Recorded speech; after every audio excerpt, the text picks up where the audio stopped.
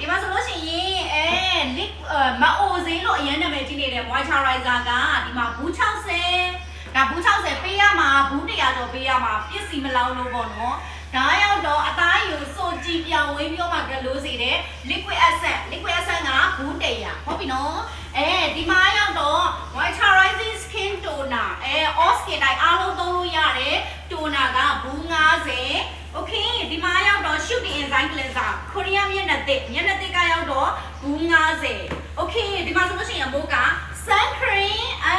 အခုလိုနွေရာသီမှာတင်းတိတ်အမဲစက်နဲ့အရေးအကြောင်းတွေမဖြစ်ဖို့အတွက်ဟောဒီမှာ sun cream တုံးအပ်ကဘူး